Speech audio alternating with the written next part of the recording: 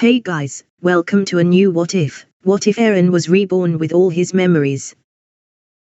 To explain this what if, all of the events of the manga timeline remain exactly the same, with Eren getting decapitated by Mikasa to stop the rumbling, getting buried under the tree, allowing Amin and his friends to try negotiate for peace, with them succeeding for a good 100 years. However, after all Eren's friends die, the cycle of hatred began again, with Paradise being completely destroyed by the rest of the world, now without the power of the Titans to protect them.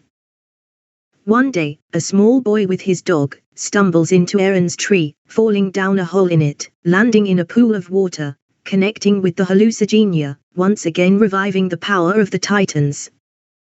Inside the paths, Eren wakes up from his slumber, using the boy as his avatar to completely destroy the world, and using the Founding's power to transcend time. Eren sends back all his memories to his past self, however this time, he doesn't erase the memories when he woke up, allowing past Eren to know all the events of the future and what it led to. Knowing this, Eren decides that in this reality, he isn't going to stop, this time he will destroy the whole world. Noticing Eren looks angry, Mikasa asked him if he was okay, with Eren telling her he had a bad dream and it felt so real. However, Mikasa tells him to brush it off, as it was probably a nightmare. When they get back, Eren made sure to hug his mother, having not seen her in 10 years. This confuses his mother, however, she doesn't complain. Like usual, Mikasa snitches on Eren about wanting to join the scouts, with his mother scolding him, telling him it is too dangerous. However, Grisha informs her that it is impossible to stop such a strong desire, telling Eren to behave himself and he will show him the basement when he gets back. Before Grisha leaves, Eren tells him to make sure he follows through with his mission for Dina, Kruger and the rest of the restorationists.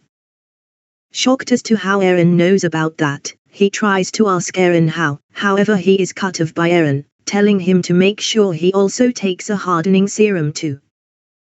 Knowing that today is the day that the walls to Shiganshina get breached, Eren tells his mother to go do some errands in Walrose, telling her that he has a surprise for her when she gets back. As predicted, the wall would be breached and they would have to evacuate to Walrose. During the night, Grisha would return and take Eren into a forest away from everyone else, where he demands to know how Eren knows about the future, as only users of the Attack Titan can do that. With Eren explaining what happened in the future. Because of this, Grisha transforms Eren into a Titan, allowing himself to be eaten, making Eren inherit the Attack and Founding Titans.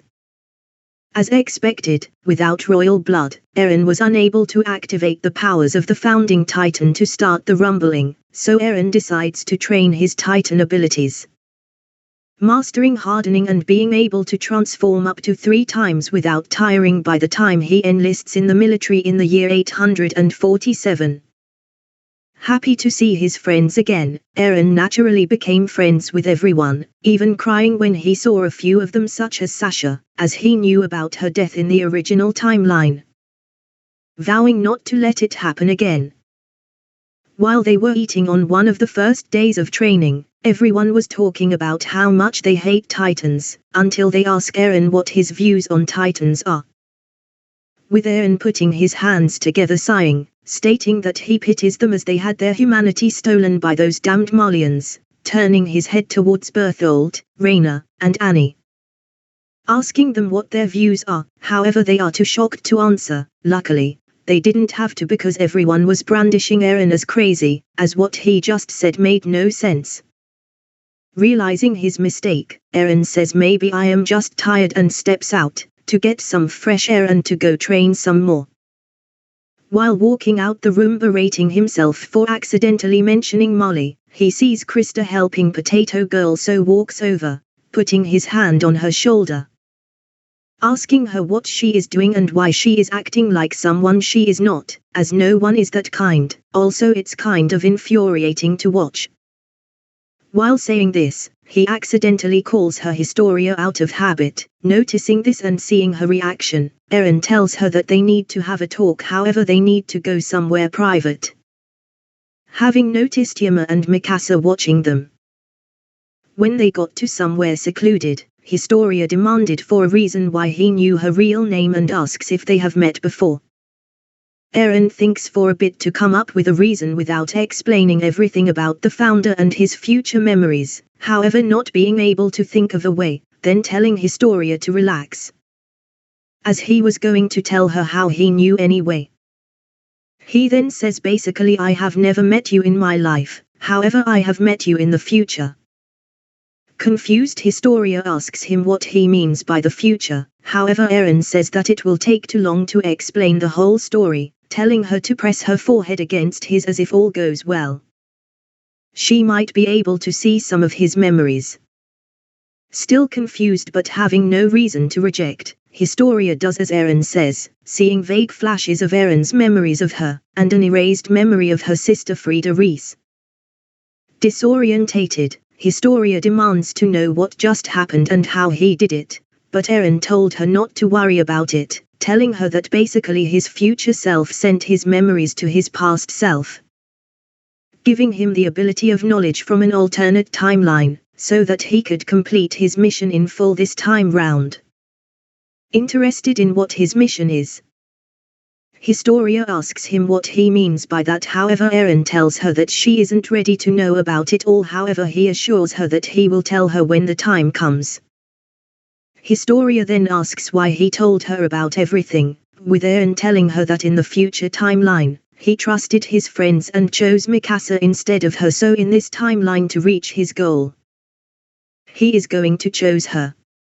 Historia then asks him what he means by chose, but Eren tells her not to worry about that as she will find out later. Eren then tells her that he has to get going before Mikasa starts a whole search party to find him. Then sharply saying, no one can know about our little talk, so keep it a secret or I will erase your memories like your sister did, knowing full well that he isn't capable of that yet. However, she doesn't know that. After training his fighting techniques, Eren arrives back at the barracks and prepares to sleep.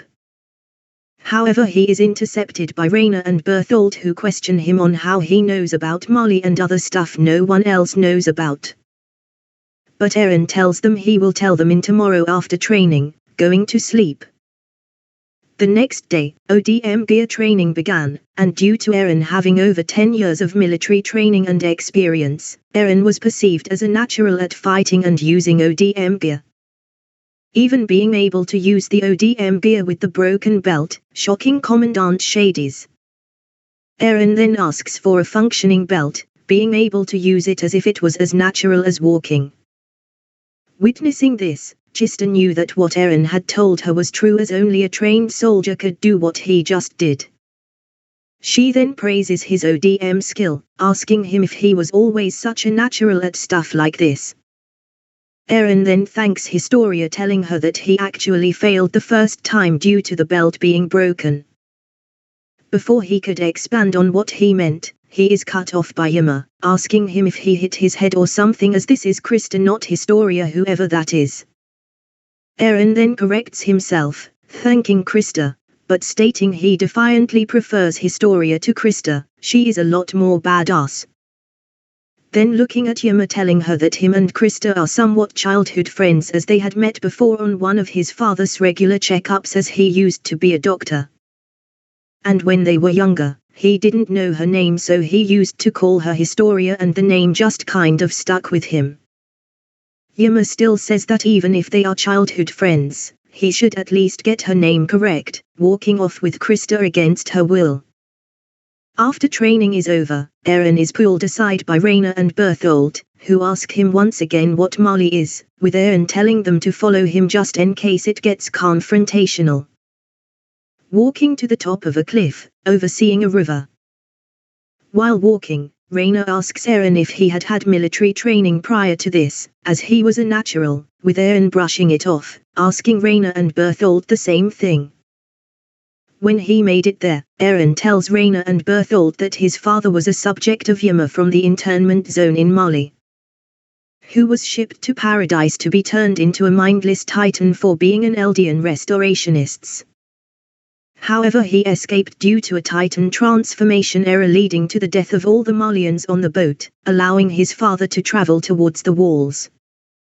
Eventually being found by the scouts and brought into the walls where he had me. Berthold then asks why he doesn't just tell everyone about this Mali place. However, Eren tells them that no one would believe him, that there are people beyond the walls. And he would probably be silenced by the royal family. With the interrogation over, Eren considers transforming into a Titan and eating them to inherit their powers. However, doesn't due to needing them to breach the wall, so he has an excuse to expose his Titan powers, instead just going back to the barracks to sleep. A few weeks later the 104th Cadet Corps was sent on a simple training mission where all they had to do was ride in the forest where there is a checkpoint with a package which they then collect and then return back to the base. The purpose of the mission was to see if they could stay vigilant on a mission with no clear threat. While everyone is resting at night, Historia is by the river when a man appears behind her, restraining her. Suddenly everyone wakes up hearing Historia's blood-curdling scream followed by the sounds of gunshots and a yellow light, to see the barrel of a rifle pointed at their heads. Being ordered to not move. Due to knowing about the raid beforehand, Eren was prepared, and had snuck away from the rest of them, telling the bandit threatening Historia to lower his weapon. However, he tells him not to take another step or he will shoot him. Not caring, Eren repeats what he said while walking towards the bandit, so the bandit shoots him in the chest 3 times, making him fall to the knees. Seeing this, Historia begs for him to get up. Hearing this, Eren stands up again, healing his wounds, claiming he can't just ignore the cries of a female in distress. Stating that those who are willing to steal freedom from others, better be prepared to lose it themselves, transforming into his attack Titan in front of Historia, killing the bandit threatening her. Then using hardening to kick down a tree, throwing it at the horses, preventing their retreat and killing a few of the bandits as a bonus. Then reaching down to crush the bandits threatening his friends, killing them all. Seeing the fear on his friends' faces, Eren runs back into the forest to check on Historia climbing out the nape of his Titan as it begins to vaporize. Still scared, Historia asks Eren if he really is Eren, so Eren explains to her how he gained the power of the attack and founding Titan, after Wall Maria fell. And telling her that he was able to send his memories to the past because of the founding Titan. Eren then tells Historia that he trusts her not to tell anyone, with Historia confirming that. After a while, Mikasa's group with Reina, Annie, Berthold and others arrive, asking them where the bodies came from. With Eren explaining that they were bandits who tried to steal their freedom, so they were killed. He then goes on to explain how they tried to steal their ODM gear and kidnap Krista to sell her into prostitution. However, they were stopped by a 15-meter class abnormal Titan that killed them like they were nothing. Hearing this, Reina, Berthold, and Annie all look at each other, thinking the same question, whether that was the founding Titan or another shifter. Another time during a training mission on a snowy mountain, Historia, Yeager and an unconscious Daz were caught in a blizzard, forced to drag Daz back to camp. Back at camp, Eren manages to sneak out, leaving a letter explaining how he is going to rescue the others trapped in the blizzard, as if they wait for it to end, there won't be anyone to save. After traveling far enough into the forest that he wouldn't be recognized, Eren transforms into his Titan form, running through the forest, and climbing up the cliff face. In front of Yeager and Krista. Not knowing about Eren, Yeager grabbed Krista and was going to throw her, but she was stopped by Krista, who told her that he was not a threat and was her friend. Wanting confirmation, Yeager demands that the shifter parts from the nape momentarily so she can see their face, with Eren doing so, telling her that if she tells anyone, he will reveal her jaw Titan form to everyone. Confused, Historia asks Yeager if she is also Titan. Hearing this, Yeager facepalms, saying, "Gee, thanks for keeping my secret, you already spilled it," then asking Eren how he knows anyway. with Eren replying telling her that he knows everything, you old Malian hag. Historia then calls Eren rude, telling Eren that Yeager isn't an old hag, but Eren says that all 70+ years olds are hags in his book even if they were a titan for 60 of those years. Receiving a slap from Yeager, which was enough to confirm the validity of Eren's claims to Historia. Eren then changes the subject, telling Krista that she is only using Daz as an excuse to die, where she will be remembered as the hero who bravely risked her life to save poor Daz. Correct me if I am wrong. Yeager also joins in agreeing with Eren, saying Daz is nothing but a small sacrifice to her, which is okay only if you are a selfish bitch. Hearing this, Krista desperately tries to defend herself, saying that not her, that's not what she meant. Yeager then reveals that she knows who she is because she snuck into a church and heard the story about the noble who created too many heirs than they wanted, so forced her to join the corps. Eren then says back to what we were talking about prior to that revelation, this is something my mother said when I was a baby that I think also works with you. Do you really have to be special? Do you really need people's recognition? I don't think so. You don't need to become great. Why would you have to be better than everyone else? Just look at yourself. Don't you see you're already great? Because you were born into this world.